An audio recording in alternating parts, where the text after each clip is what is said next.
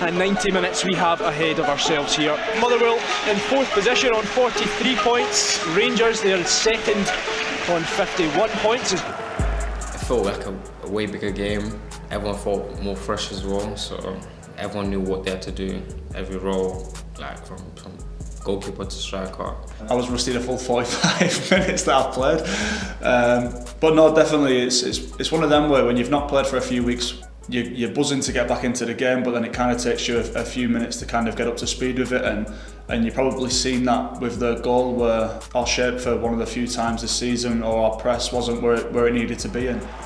Gather on the turn, that's a neat turn from the midfielder. He's got Chamuti ahead of him. Still Diamandi looks to thread it through to Raskin. Raskin through on goal. Raskin strikes and Raskin scores.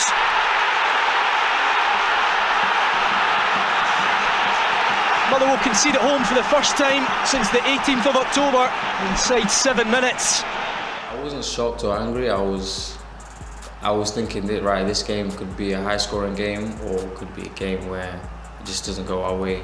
First things first, the manager actually spoke to us, I think it was the day before the game, and he actually mentioned that, listen, at some point we're going to concede a goal at home, and he said he just wants to make sure that our mindset's right, that when that time does come, that we don't dwell on it and we just kind of get back right to what we do. It was just me going over and seeing what he thought, and we both kind of thought the same thing, so it was just a slight tactical change. When we came for half-time, the manager obviously said we need to stay focused and stay positive, because the chances are there, and if it falls our way, then who knows what can happen. It was literally so everyone was so positive. I don't think there was no negativity from anyone that was in the team, so yeah.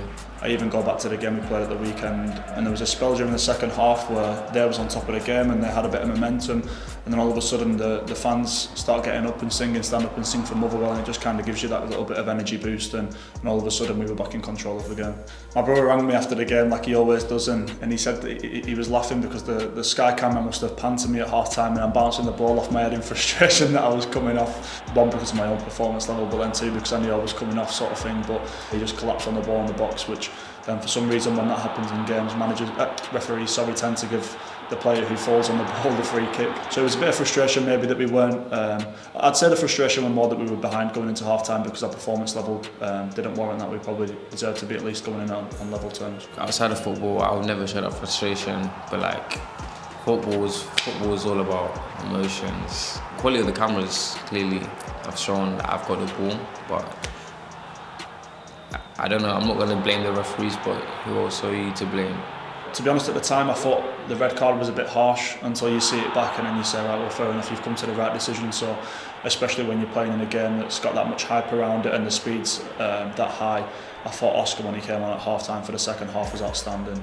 That's one thing I wanted to mention, but it was so quick, to be fair, like from where I was standing, it was just so quick, and then I seen it after the game.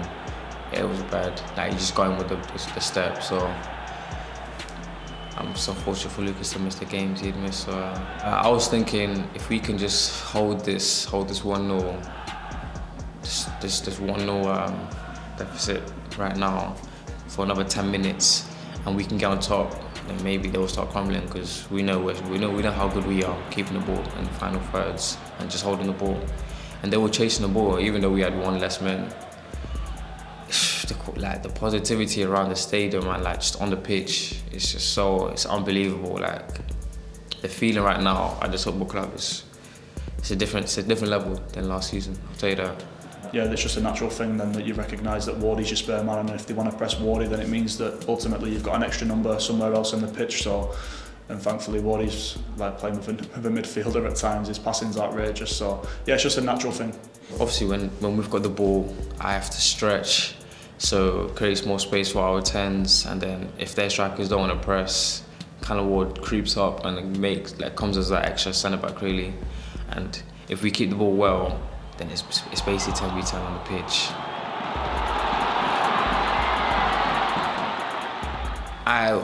You know what, to be fair, when I seen Sam clip it into the box, it's gone over my mouth thinking, I'm not getting it, I'm not getting into the box. And it comes to Sam Nicholson in the middle of the pitch, and I get on really well with Sam. So when he's played that long diag, I thought he'd massively overhit it. I thought he was going out for a goal kick, so I was shouting abuse at Sam.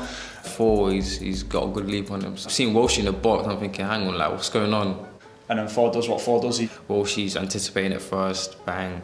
And at that moment then it was just like utter joy for everybody and run down the touchline to celebrate with the boys. So Limbs. Sparrow, and now Priestman, Oscar Priestman. Can he pick a pass out? He's forced back to Sam Nicholson. He looks to deliver into the box, looking for Björn Golfsson, who gets his head onto it, and it's into the back of the net! There's the leveller!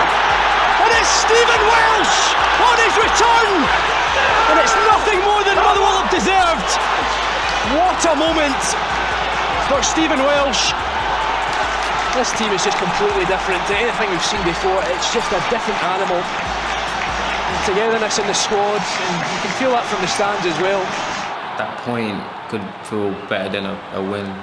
It could be a really big point for us come to the end of the season because we're just looking forward. So I've known Welshie for a while. So I was speaking to him quite a bit when he went back, and he was frustrated that he maybe wasn't playing, and that just gives us the belief then, because if we can do it when we're down to 10 men, then yeah, we've got the utmost belief in our ability that when we've got 11 men on the pitch, we can cause teams real problems if we do it our way.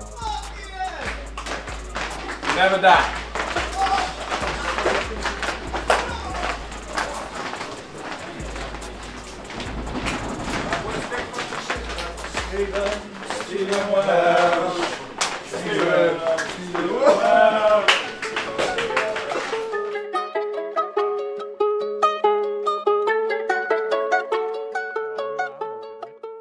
We have a big squad to rotate and stuff, and the manager was telling us before, like, if anyone feels leggy or anything like that, etc., we can always rotate. And we were winning with the same mindset that we went into with Rangers, obviously with less rest. So I wouldn't say concerning, I'd say frustrating is the big thing. It's that when you're on top in games, you really want to put teams to the sword and take your chances and ultimately make it an easier game for yourself. But they pushed up, and I followed the line as well. And I've seen Eli run, and then everyone's literally looked at the line, and Eli's obviously carried on and just finished it. And then no one celebrated. We all just looked at the line, thinking like, are you gonna blow the whistle yet? And then yeah, the referee said it's a goal, so we ran over to Eli and celebrated as a team. I'd say that's probably one of our most underrated goals this season. I was actually asking for the pass off Welshie at that moment in time, and it's similar to the Sam one when they do something, you're like, oh, for God's sake, and then it ends up being a great pass, and you're like, oh, well done, mate. So no, Welshie's pass is outstanding, but Eli's touch and the way he receives it on the turn like that, it's frightening. Ibrahim Saeed, what a man. He's done the exact same in training, literally. When people say practice what you do in training and then he goes to the games, exactly that. Yeah, I was fuming. I was saying some unpleasant things to Ibby. But that's Ibby in a nutshell. He can do some amazing things, and then ultimately the next minute he'll do something where you're thinking, how have you even managed to do that? He's the best, man, honestly. The strongest man in this league, I would say, on the football. Strongest man. Yeah, I need to give him some of my scoring tips. What a guy. For myself personally, there's always going to be a game when you're flying. There's always going to be a game where the chances might not come through, or they might not hit the back of the net. And I thought it was that game, so I always said when the goals stop rolling in, what else am I doing to stay in the team? I've got players like Elliot, Stephen Walsh, is obviously talking very positive if the goal's not coming in. So that's where my mindset is. I stay strong, and then obviously I can do my job if I'm not scoring the goals. So yeah. Max Rogers had a right go at us in training the days after, and we were going through analysis about it because we pride ourselves so much on defending set pieces and attacking set pieces too. But yeah, they had a few good chances, and you need to recognise that every team in this league is capable of creating chances if you switch off in moments. Wigan Charles Cook. Oh, lovely stuff. They might go for the second now. Motherwell cut back, and it's going to go in. Took a deflection, and then eventually it falls back and into the back of the net. Motherwell 2-0, and finally have the victory secured. Everyone on the bench was saying Jordan, but as long as the ball goes in the back of the net, as long as it's me, Wardy or Jordan, as long as that ball gets in the back of the net and we're winning, and then it's happy days at this football club. And another clean sheet, honestly. We just got to keep going. Every home game, I don't know if teams are scared to like play against us or not, but that's what we hear. But we just keep going. We just keep looking forward and just keep dominating the possession and try to keep the ball away, far away from our net. So yeah. It's like prime Hazard. This guy's crazy. I need to f***ing score a f***ing goal.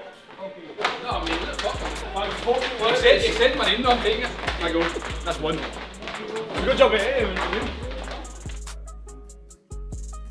I won't change the same with the same intensity. When he did make the changes, no one looked at it like no one put any questions above it. So we've done it a few times this season, and the game that sticks out in my mind is Hibs at home, and we play without a recognised striker, and I don't think it was down to the personnel that came in or the changes which led to the outcome of the game. I think it was some poor decisions on the night that ultimately cost us. My first experience, and I hope it's my last, because if it almost feels like it's unfair, yeah, I feel for Oscar, I feel for him, man, honestly, because obviously he's been in and out of the team and he's been doing really well. And I thought, even then, I thought the sending off was quite harsh. And you look at how the goal came about with a deflection, and it does Matty, which is obviously unfortunate. But again, I thought Matty was outstanding. He pulled out some real good saves. I think we tweaked the formation a little bit. And the manager was just shouting. Obviously, we've got to stay tight until half time. Surprisingly, we were having the ball more. I was actually warming up behind the goal, so I didn't really see too much of it when the red card was shown. We was obviously buzzing because we really fancied our chances then to kick on when it was a level playing field. How you can say it's a goal scoring opportunity when somebody's 50 yards from goal with two players recovering. Even if there was no players recovering, I don't think you can quite say it's a goal scoring opportunity when he's 50 yards from goal. The manager changed a few things at half time, and like you said, we were so confident that with them changes and with it being a level playing field that we'd go on and win the game. And then ultimately that decision then had a huge impact on the game. Just having to work for two extra players on the pitch, it's always tough. Even then when we were down to 9 men, I felt as though we were the team who had the better moments and ultimately could have had the better chances after the second goal especially to then go on and win the game. I don't think you could criticise the boys whatsoever really. I thought we were outstanding on the night. Yeah, the manager wanted to stay true to his principles and be aggressive in the press and try and dominate the ball. And I thought we'd done that, and I thought we was excellent, to be honest. And that's the biggest frustration, like you touched on. It felt as though we was in with a right chance of a good cup run again, and we wanted to right the wrongs of the last one earlier in the season and ultimately give the fans something they deserved.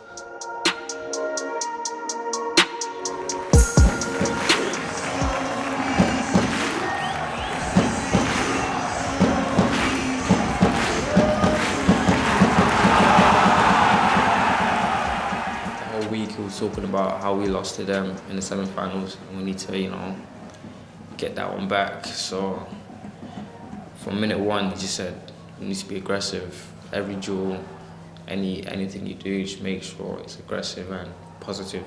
Been in the back of our mind ever since it happened, and when you play against them, of course you've got the bit between your teeth, and you want to get revenge as many times as possible because the fans are still hurting, we're still hurting because we felt as though we had a great opportunity to go and win a cup. But even in the warm up, when like the warm up is like no one can't get no one in the warm up, it's then I already know the game's going to be like, okay, it's going to be a long game for our position. So yeah. I think if I remember rightly, I think our warm-up was amazing, and then you felt going into the changing room that it was going to be kind of one of them nights where everybody was at it and our performance levels were going to be really high. And it felt as though we was having a real good spell in the game at that moment, and it just fell to the edge of the box, and it was just kind of like about trying to keep the attack alive, and ultimately when you find the ball to Eli and Slats, with their relationship and their ability, anything can happen, and thankfully them two combined and created a real good opportunity for Eli, and it's a great finish. It's that stretching them behind again, Eli on our half time behind their centre mids. It's only one thing in my mind is either he slips me through, God gets to the left side or God gets to the right side, and I just use a bit of my intelligence,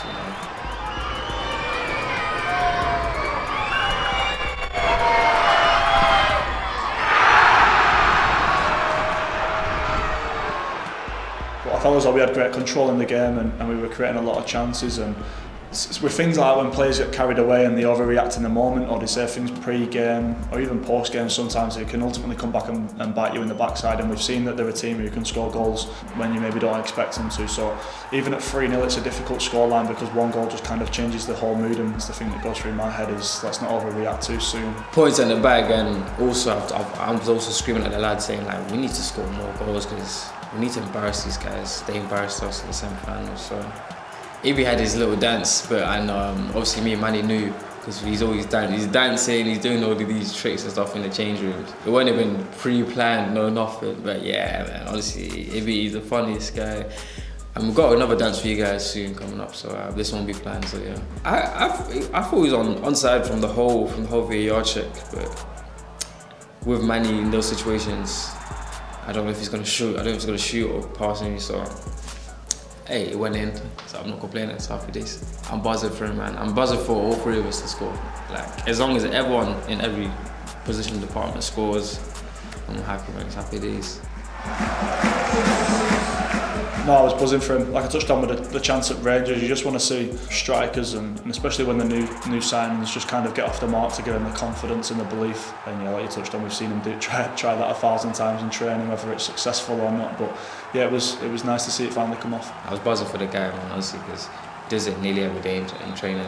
I do try like replicate as well, but I don't admire. I've got the hips, so that's work done in Paisley, got back to time and won. So in terms of how ruthless we were and the control we had in the game, obviously it helps when we go down to 10 men, but in terms of control and everything else that goes with it, it's definitely in the top 3 games I'd say this season. Yeah.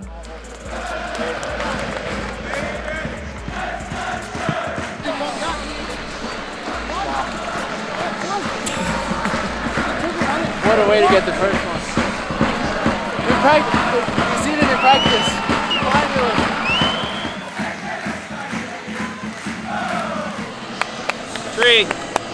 Top performance.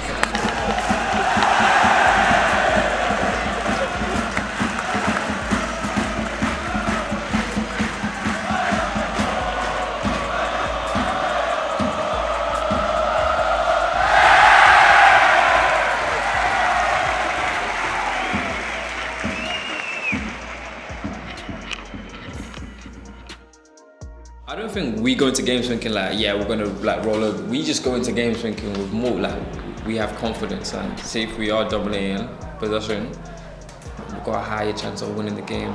We don't go into games thinking that we're gonna win because I think the managers put that solid into our heads. All I knew was that we'd created quite a few good chances before that and we were frustrated not to be ahead. And I think we had possession of the ball and the referee just randomly stopped the game and look over and JT was down, so then I think I asked a couple of their players what happened and none of them were quite sure. And then I went over to the bench for a drink and I think one of the boys on the bench said that he'd elbowed him. I can tell you what happened. From minute one, all 3 of their centre-backs were trying to battle with me. They were pushing up, he was grabbing me, I was grabbing him, which every centre-back and striker does pretty much every game. And yeah, he just swung his arm like, right at me. It was really aggressive, so. And then I think when you see it back, I don't see how people can be in disagreement that it's a red card. If your intention on a football pitch is to try and hit somebody, then I think it's a red card. It's the intention that's behind it, whether that's with force or not. Thankfully we got the penalty and JT does what JT does. I won't say a record, another like achievement ticked off like this will look after myself. I'm happy to get 20 goals. Gotta keep going, man.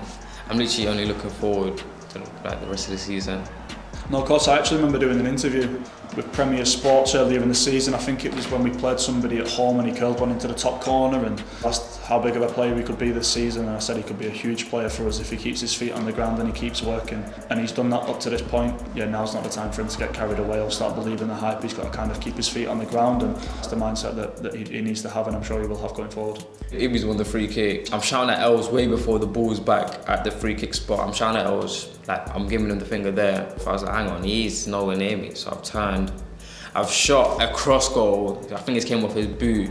Then the ball's spinning back inside, and then the keeper's just lost his footing. So I'm happy to get 2 goals. Yeah, I wouldn't say it was an amazing pass that led to the goal, but it was a good move and something we work on. It was a huge point in the game because it's just after half time and it kind of kills our spirit a little bit and obviously gives us the belief to go on and win the game.